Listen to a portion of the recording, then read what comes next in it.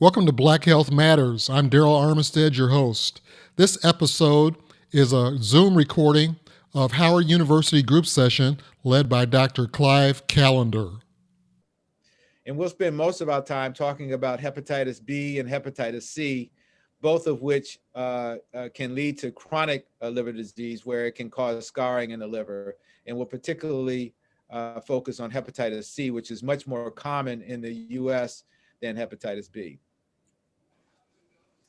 So why are hepatitis B and C important? Well, unlike hepatitis A, as I just mentioned, hepatitis B and C are germs that get into our body through the bloodstream. So they do not get in through our body through the fecal oral route. And when they do get into the bloodstream, they go on to infect your liver.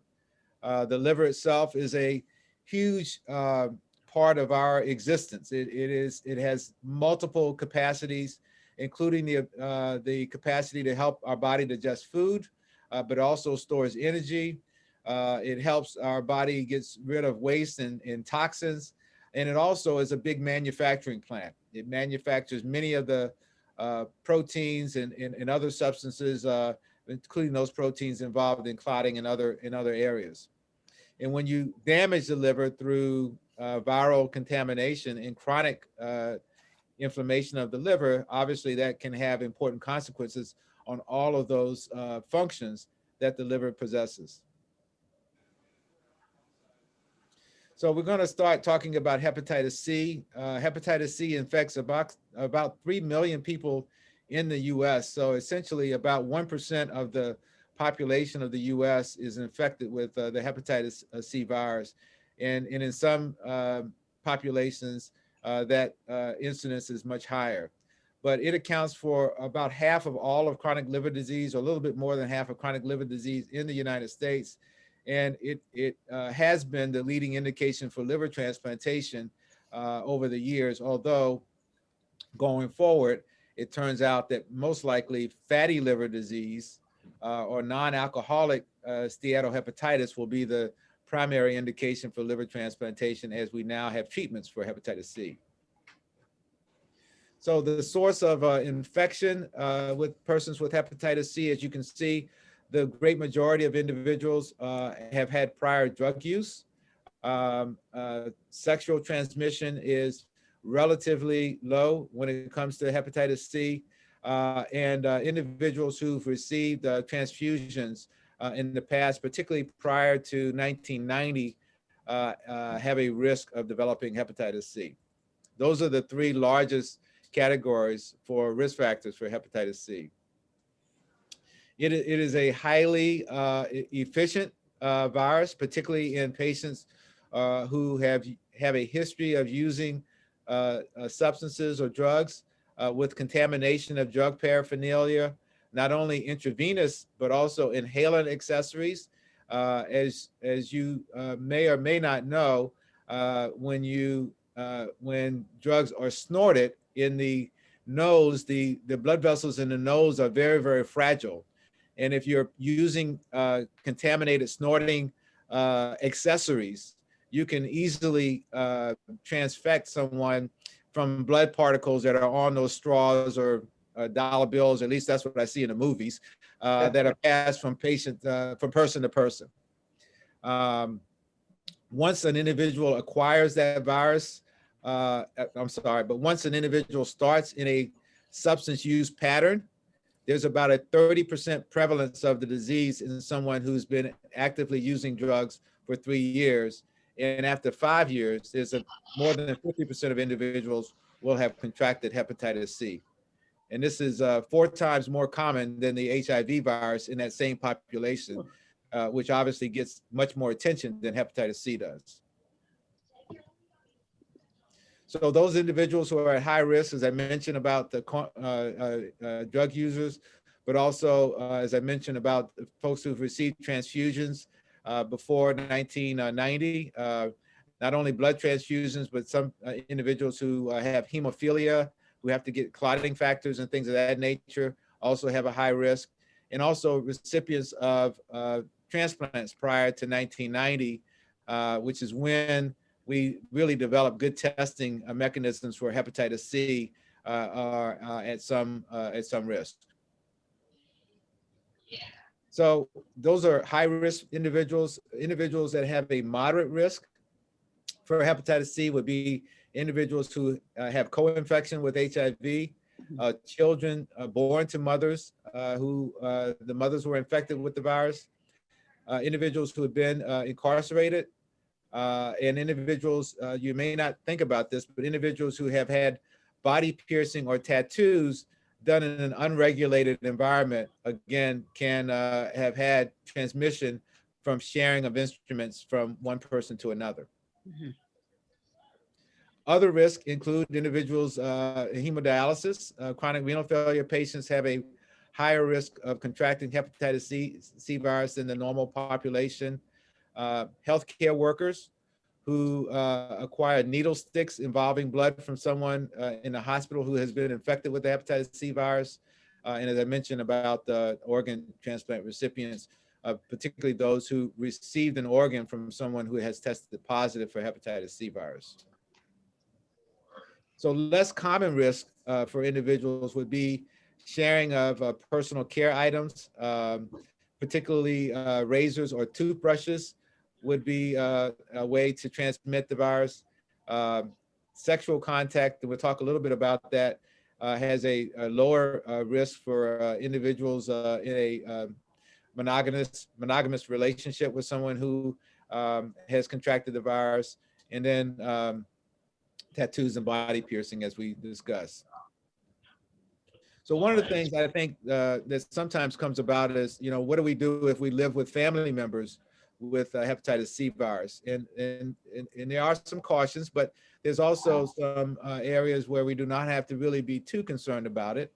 And that is that the virus is not spread by, sharing typically eating utensils, breastfeeding, obviously hugging, kissing, holding hands. Coughing or sneezing is not something that would transmit typically the virus. And it only is transmitted through the skin exposure to the blood of an infected person, so that if there's a cut or some other transmission through the skin, that is when the virus can be transmitted. Typically for hepatitis C, there's an initial infection. And a very small percentage of individuals will have an acute infection and then spontaneously cure their virus on their own. But more than 80% of individuals who get infected with hepatitis C virus will go on to have chronic inflammation. And that chronic inflammation, as I mentioned, over time can cause scar tissue to form, which can lead to cirrhosis. And cirrhosis over a long period of time can also lead to the development of primary cancers of the liver, but generally that takes years to come into play, usually in the neighborhood of 20 to 40 years of exposure. There are a few factors that once you acquire the hepatitis C virus that will promote this scarring in the liver. And if you have excessive alcohol intake on top of the hepatitis C virus, that will promote it. Generally, older individuals with hepatitis C virus will have a higher proportion of individuals leading on to chronic fibrosis or cirrhosis. Males have a higher incidence than females. And then if there's a co-infection with other viruses, HIV or HBV would also promote the progression of the hepatitis C virus. So how will you know if you have the hepatitis? Oftentimes is known as the silent epidemic that many of us will not know unless we have gone on to get a examination and blood work, and that shows an elevation of our what we call our liver function test. But also individuals can sometimes get pain in their right upper abdomen, and or will get jaundice or yellowing of the eyes or the skin or dark urine as a result of the inflammation of the liver. But ultimately, the diagnosis is made on specific blood tests, and those specific blood tests can check for the actual virus in our bloodstream, or at least our body's reaction to the virus, by checking a hepatitis C virus antibody. Unlike hepatitis B, where our body reacts to the virus. In hepatitis B, our body can produce antibodies that actually clear the virus. But in hepatitis C, the natural immunity to the hepatitis C virus is not a clearing event. So even though we may have an antibody against the hepatitis C virus, that is only an indication of infection. It's not really an indication that our body has cleared the virus. The virus is still active in us when we have an antibody response. So individuals with hepatitis C generally should see a gastroenterologist, someone who specializes in diseases of the liver and or the GI tract. They would typically order a blood test to assess the severity of disease. And if there's significant concerns, they may order some imaging with either ultrasound or a CAT scan or MRI. And then lastly, depending on the severity of the disease, they may recommend a biopsy, which is a needle that is placed externally into the liver to get a piece of the liver to look under the microscope to determine the stage of the disease. So one of the things that we have to talk about in regards to cirrhosis or scarring in the liver is that many people live for many years with cirrhosis, and that cirrhosis can be stable. And so that you, even though there's scar tissue in the liver's function is preserved so that it is not compromised. However, even in those individuals, there must be, and there should be, regular screening to make sure they don't develop liver cancer. And that's generally done through ultrasound tests every 6 months and also blood tests to look for tumor markers.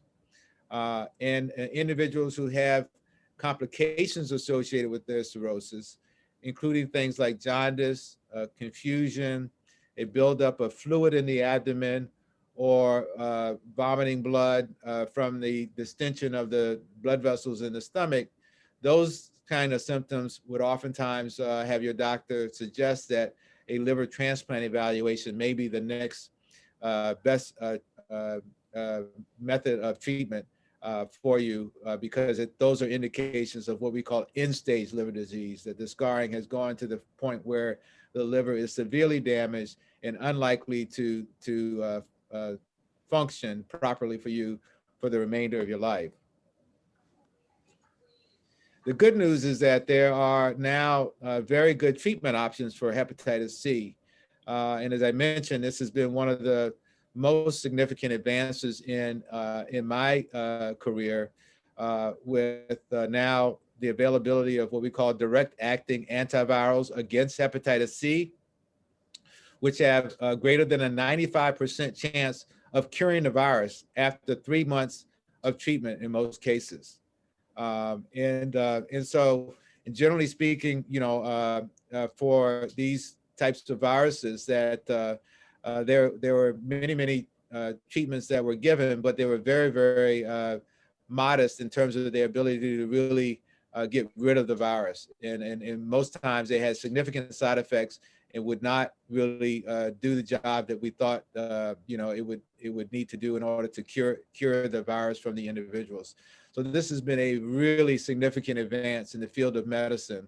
And it's generally oral pills that you take literally for 3 months in 12 weeks, and you're cured of the virus pretty much forever.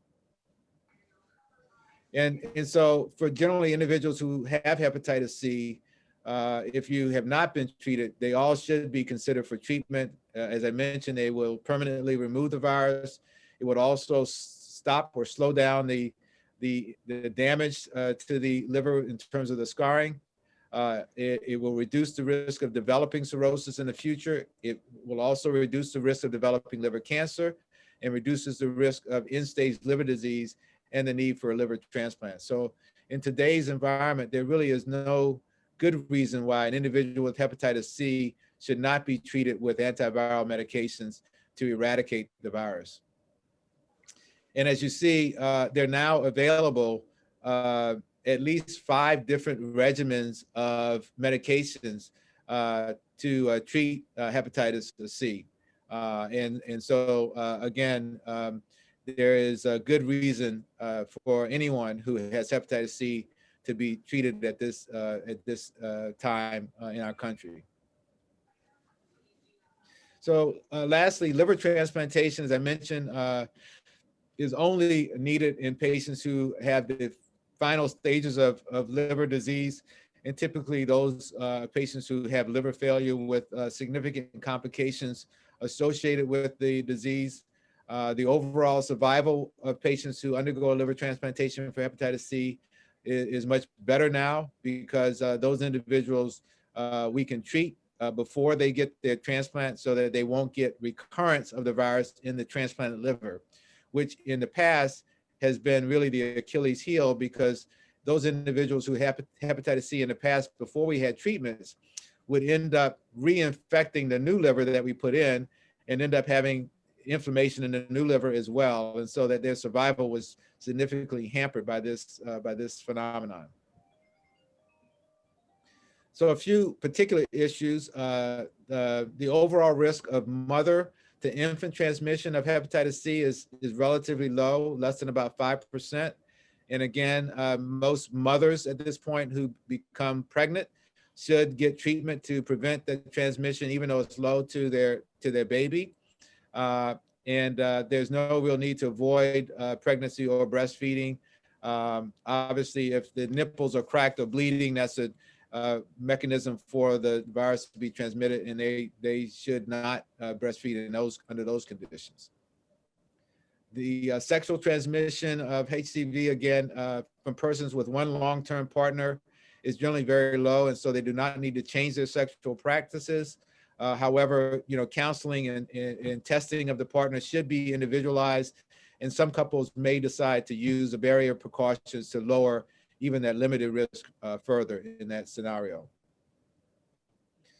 So I'm going to end up just talking a little bit about hepatitis B, because even though it is less common in the United States, it is much more common worldwide.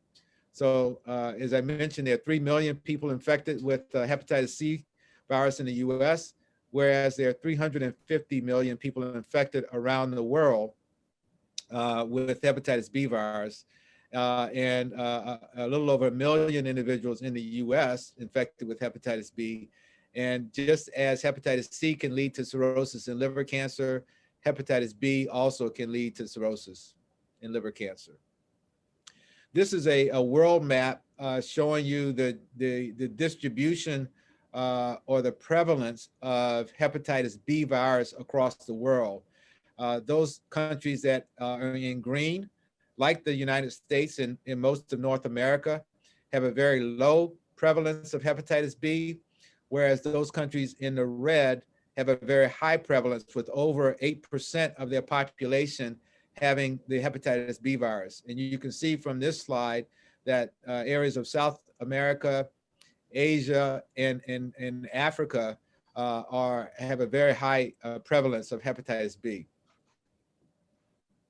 So one of the things that we should all know in the US is that if hepatitis B can be prevented, and if you've never had hepatitis B, you can get a vaccination. All of us should be vaccinated against hepatitis B. All of the physicians and healthcare workers have to be vaccinated in order to work in the hospitals. Generally, that requires 3 different vaccination shots in order to be completely immunized. However, most recently, there's been a regimen approved where individuals can be immunized over just 2 shots over 30 days and still get long-lasting protection. In some people, there have been a poor response to the traditional vaccination regimen of the 3 vaccines, and these include individuals who have diabetes, who also have renal failure, and individuals who are older at the time when they get their vaccination. However, as I mentioned, the new vaccine that was recently approved, called Heplisav, is the 2-dose vaccine and has a much higher immunization rate in these populations. And so if you're in one of those groups, you should consider that vaccine as a vaccine of choice. I guess a little bit of the good news, bad news for hepatitis B is that we do have drugs for hepatitis B, but unlike hepatitis C, the drugs don't cure the disease, and so that you have to stay on those drugs lifelong, unlike hepatitis C, where you take them for 3 months and then stop. So in hepatitis B, the drugs that are available suppress the virus, and so that it is not causing inflammation in the liver.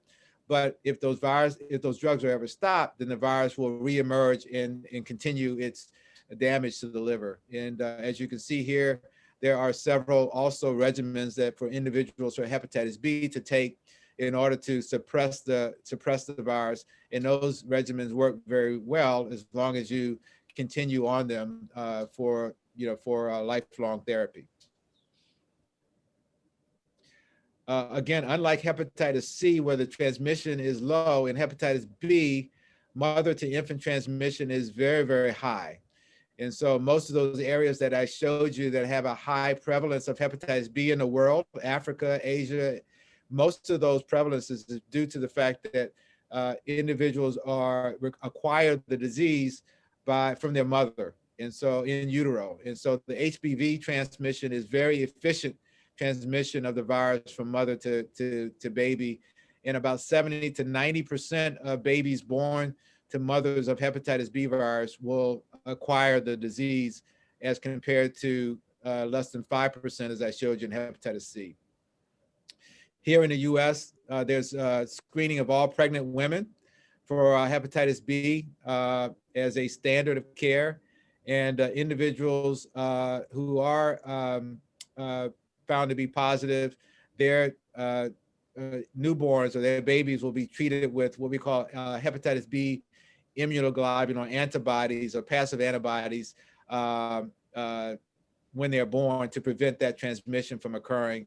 And then we'll get the hepatitis B vaccine as well as a baby.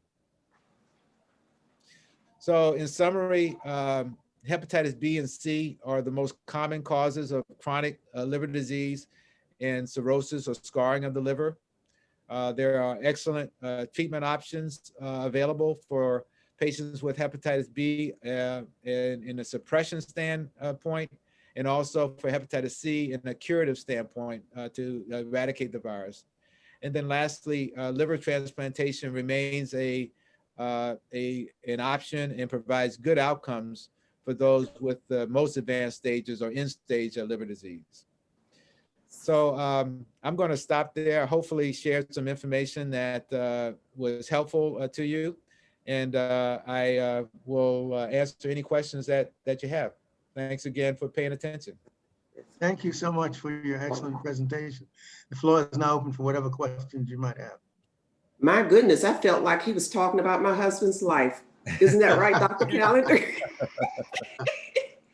My husband had hepatitis C at a very young age. And then in 1995, he was diagnosed with primary sclerosing cholangitis. Oh boy. And he was effectively treated for years, doing quite well. Then later in life, he developed a heart condition, but he did end up having a liver transplant. He was diagnosed with primary sclerosing cholangitis in 95.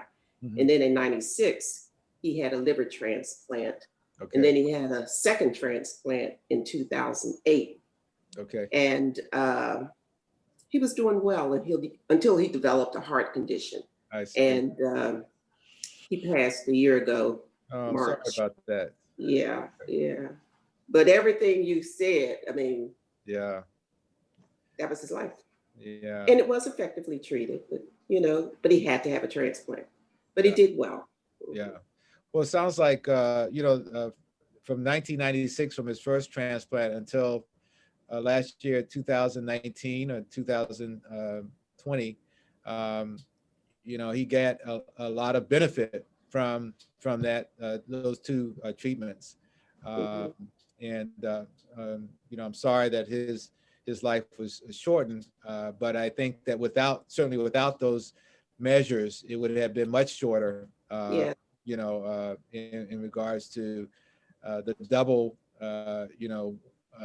unfortunate circumstance of both the hepatitis C and primary sclerosing cholangitis. Right. When you have two different, problems with the liver, that just becomes additive, as you noted. So, yeah. Dr. Johnson, this is John Tatum. And I was so awestruck by your presentation that there was someone waiting to get on the call, and I was delinquent and letting them on the call because I wasn't paying attention to the Right. and I was so, focused on your presentation, which I enjoyed very much. But my question is, could you just say a word or two about serum um, hepatitis? Say that again, about what type of hepatitis? Serum is there's viral hepatitis and serum.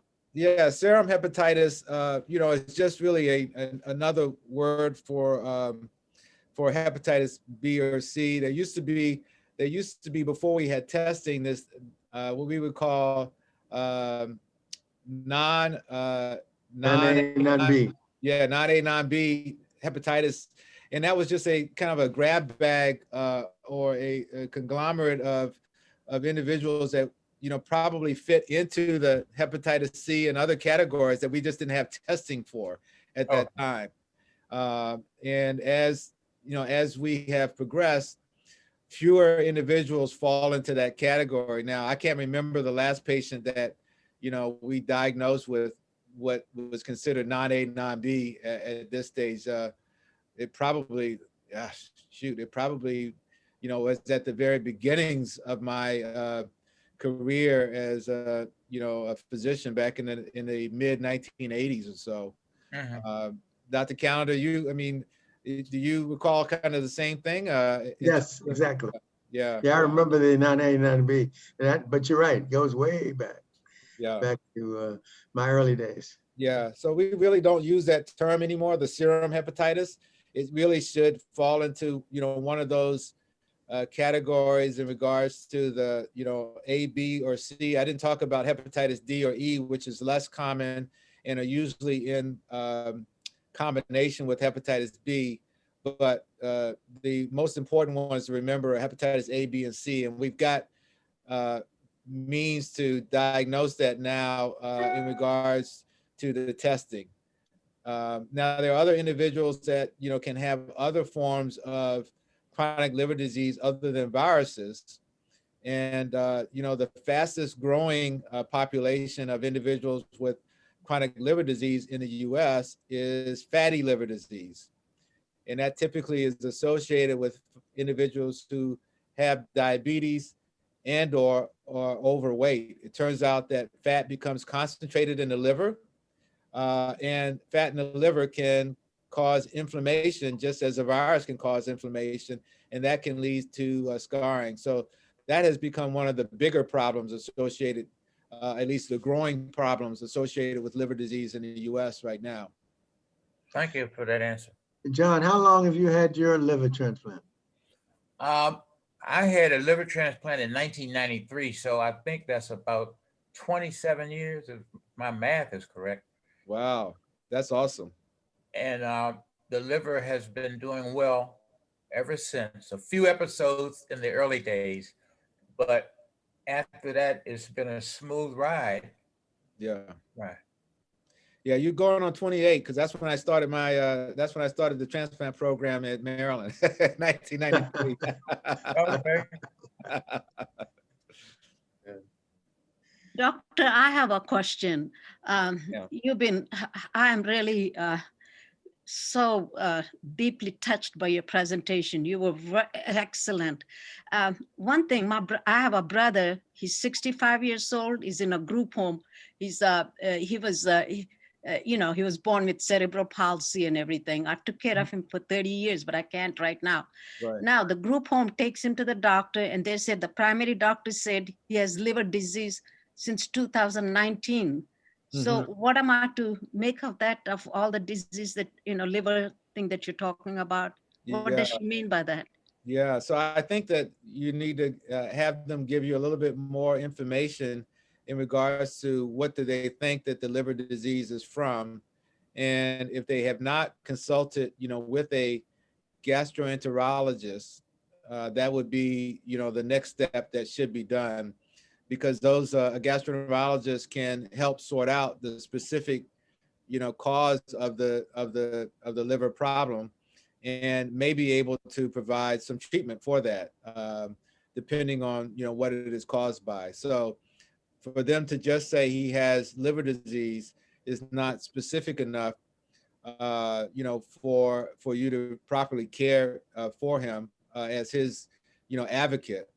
And so if they can't tell you more specifically what it is that's causing it, then I think that as his advocate, you should have them consult with a gastroenterologist so that they can, you know, figure that out, because they should be able to.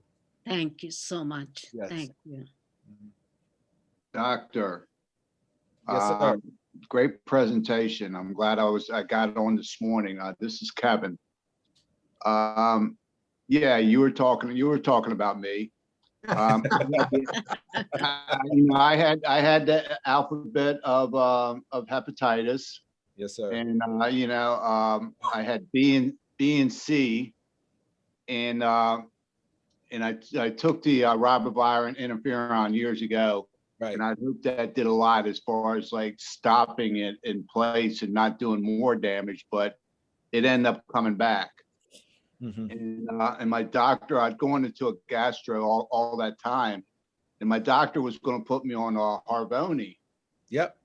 And my research on Harvoni was that if you have hepatitis B, it could cause more damage if you got on Harvoni. And you know, so my doctor started treating me again for my doctor checked and said, yeah, you do have Hep B, and so we took the medication for that, and Entecavir. Right. Since then, I ended up Harvoni cleared it, and but I took Entecavir for years, and that doctor took me off of it, and you know, so I'm no longer taking it. But in the meantime, what ended up happening was I ended up developing varices in my throat and esophagus. Right.